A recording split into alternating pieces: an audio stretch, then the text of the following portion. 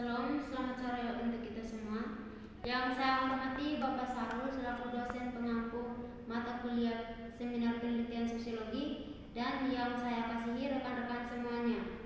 Perkenalkan, nama saya Lourdes Suarez Maya. Pada kesempatan ini saya akan mempresentasikan hasil proposal saya dengan judul Penerapan Model Pembelajaran Take and Give untuk meningkatkan keaktifan siswa dalam mata pembelajaran sosiologi di SMA Negeri 7 Kupang. Langsung saja kita masuk ke bab 1 pendahuluan. A. Latar belakang. Sekolah yang akan dilakukan penelitian adalah SMA Negeri 7 Kupang. Mengapa saya tertarik untuk mengambil penelitian di sekolah ini? Karena sebelumnya sudah melakukan observasi atau pengenalan lapangan persekolahan di sekolah tersebut. Kondisi yang diamati di sekolah tersebut yaitu lingkungan sekitar sekolah dan ruang kelas, serta sarana dan prasarananya yang cukup memadai, sehingga menarik perhatian saya untuk melakukan penelitian di sekolah tersebut. Berdasarkan hasil observasi yang dilakukan di sekolah tersebut, bahwa hasil belajar siswa kelas 10 IPS 2 SMA Negeri 7 Kupang dalam mata pelajaran sosiologi masih sangat rendah. Rata-rata hasil belajar siswa masih berada di bawah KKM. Tujuan penelitian ini adalah untuk mendeskripsikan dan mendapatkan informasi tentang penerapan model pembelajaran Take and Give dalam mata pembelajaran sosiologi di SMA Negeri 7 Kupang. Penelitian ini merupakan penelitian tindakan kelas. Prosedur penelitian ini meliputi perencanaan, tindakan, observasi, dan refleksi. Penelitian ini terdiri dari 2 siklus dengan 4 kali pertemuan.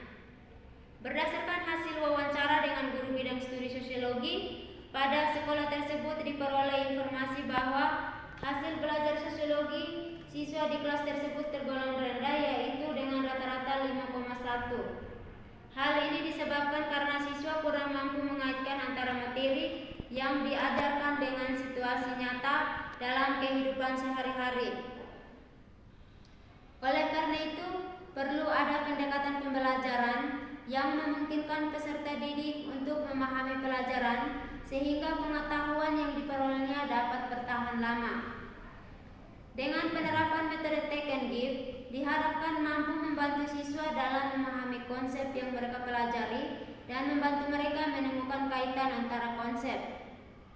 Oleh karena itu, berdasarkan masalah di atas, dengan mengacu pada strategi Take and Give, penulis akan melakukan penelitian dengan judul Penerapan Model Pembelajaran Take and Give untuk meningkatkan keaktifan siswa dalam mata pembelajaran sosiologi di SMA Negeri 7 Kupang.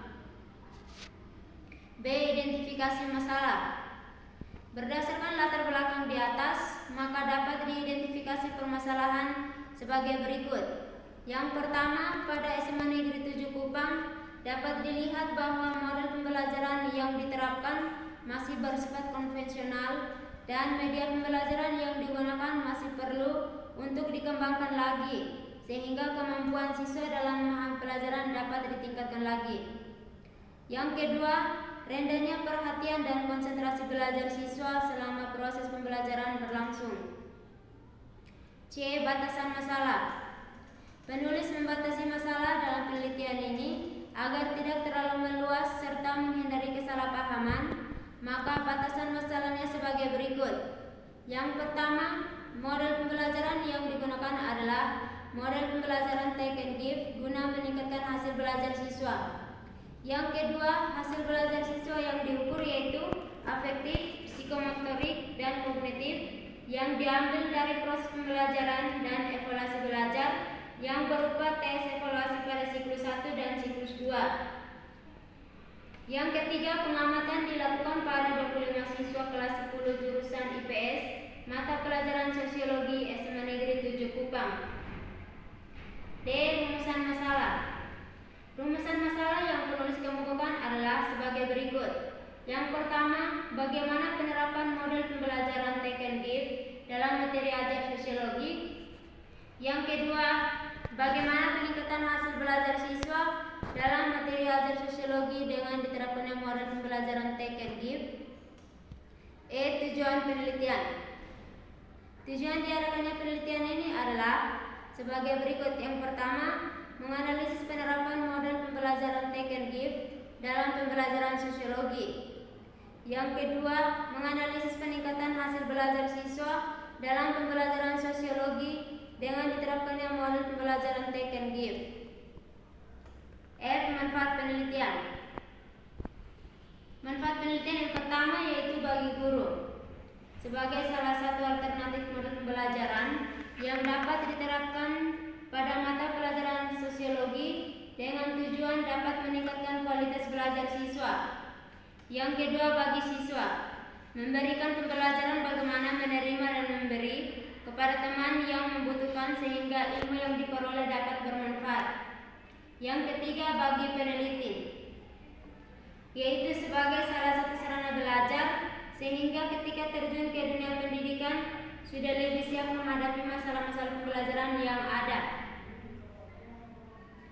Kita lanjut ke bab 2, kajian pustaka. A. Pengertian metode take and give dalam pembelajaran. Metode take and give merupakan metode pembelajaran menggunakan media berupa kartu siswa yang dapat melatih siswa terlibat secara aktif dalam menyampaikan materi yang siswa terima dari teman atau siswa yang lainnya secara berulang-ulang. Menurut Huda tahun 2014 menjelaskan bahwa take and give merupakan metode pembelajaran yang didukung oleh penyajian data yang diawali dengan pemberian kartu kepada siswa.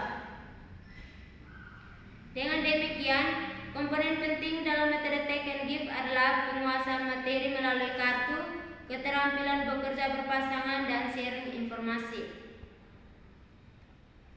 B. Langkah-langkah metode take and give. Langkah-langkah yang pertama yaitu guru mempersiapkan kartu yang akan digunakan dalam proses belajar mengajar. Yang kedua, guru mendesain kelas sebagaimana mestinya. Dan yang ketiga, demikian seterusnya sampai tiap peserta didik dapat saling memberi dan menerima materi masing-masing. C. Kelebihan dan kekurangan metode take and give. Kelebihannya yaitu dapat dimodifikasi sedemikian rupa sesuai dengan keinginan dan situasi pembelajaran. Yang kedua, melatih siswa untuk bekerja sama dan menghargai kemampuan orang lain. Sedangkan kelemahannya yaitu yang pertama, kesulitan untuk mendisiplinkan siswa dalam kelompok-kelompok. Yang kedua, ketidaksesuaian skill antara siswa yang memiliki kemampuan akademik yang baik dan siswa yang kurang memiliki kemampuan akademik yang kurang baik.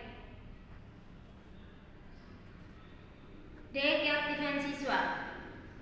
Keaktifan merupakan kegiatan atau aktivitas siswa secara aktif dan partisipatif dalam suatu kegiatan pembelajaran di kelas.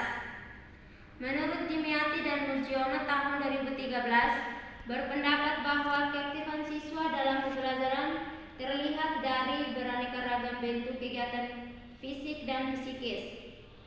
Contoh dari kegiatan psikis seperti mengingat kembali isi pelajaran sebelumnya, memecahkan masalah dengan menggunakan pengetahuan yang dimiliki. D. Hasil belajar. Hasil belajar adalah kompetensi atau kemampuan tertentu baik kognitif maupun psikomotorik yang dicapai atau dikuasai peserta didik setelah mengikuti proses belajar mengajar. Menurut Dimyati dan Mujiono, hasil belajar adalah tingkat keberhasilan yang dicapai oleh peserta didik setelah mengikuti suatu kegiatan pembelajaran. Berdasarkan pengertian hasil belajar di atas, disimpulkan bahwa hasil belajar adalah sesuatu yang dicapai atau diperoleh peserta didik berkat adanya usaha atau pikiran. D. Penelitian relevan. Berdasarkan penelitian yang dilakukan oleh Ruhana dengan judul Penerapan Model Pembelajaran Take and Give dalam meningkatkan hasil belajar siswa pada pokok bahasan pengelolaan lingkungan di kelas 8 MTS Al Mujahidin Juntianuat Kabupaten Indramayu, kesimpulan yang diperoleh yaitu adanya peningkatan aktivitas belajar siswa yaitu dari 68,23% meningkat menjadi 70,32%. Jadi rata-rata aktivitas siswa selama pembelajaran adalah 69,28%, yang artinya baik. Kerangka berpikir. Penerapan model pembelajaran sangat berpengaruh pada aktivitas dan motivasi belajar siswa. Namun, penerapan model pembelajaran perlu memperhatikan kondisi siswa dan bidang materi yang hendak dipelajari. Apabila tidak sesuai, maka pembelajaran tidak akan berjalan sesuai dengan yang diharapkan, karena tidak semua model pembelajaran dapat diterapkan pada semua mata pelajaran. Sehingga sebelum guru menerapkan sebuah model pembelajaran, guru harus sudah tahu kelebihan dan kekurangannya. Kita lanjut ke bab 3, metode penelitian. A. Jenis penelitian. Penelitian ini merupakan penelitian tindakan kelas yang dilakukan langsung oleh peneliti, dibantu oleh teman sejawat sebagai observer yang ikut mengamati jalannya penelitian. B. Waktu penelitian. Penelitian dilakukan pada bulan April sampai dengan Mei 2020 pada mata pelajaran sosiologi dengan kompetensi dasar memahami berbagai metode penelitian sosial yang sederhana untuk mengenali gejala sosial di masyarakat dan melakukan penelitian sosial yang sederhana untuk mengenali ragam gejala sosial dan hubungan sosial di masyarakat di semester genap tahun pelajaran 2019-2020. C. Lokasi penelitian. Penelitian ini dilaksanakan di kelas 10 IPS 2 SMA Negeri 7 Kupang, Kecamatan Maulava, Kota Kupang. D. Subjek penelitian. Subjek penelitian ini adalah siswa kelas 10 IPS 2 SMA Negeri 7 Kupang dengan jumlah 25 anak dengan jenis kelamin laki-laki sebanyak 11 orang dan perempuan sebanyak 14 orang. E. Desain penelitian. Desain penelitian yang digunakan dalam penelitian ini yaitu desain penelitian model kemis dan MC Tagar. Model ini terdiri dari 4 komponen, yaitu perencanaan, tindakan, pengamatan, dan refleksi. Penelitian ini terdiri atas 2 siklus yang diawali dengan tindakan prasiklus. PTK ini terdiri dari perencanaan kegiatan, pelaksanaan kegiatan, observasi kegiatan, dan refleksi. F. Teknik pengumpulan data. Alat yang digunakan untuk mengumpulkan data penelitian adalah lembar observasi, lembar angket keaktifan siswa, lembar angket respon siswa terhadap semua pembelajaran sosiologi menggunakan metode take and give, dan pedoman wawancara serta dokumentasi. Demikian hasil presentasi saya. Sekian dan terima kasih.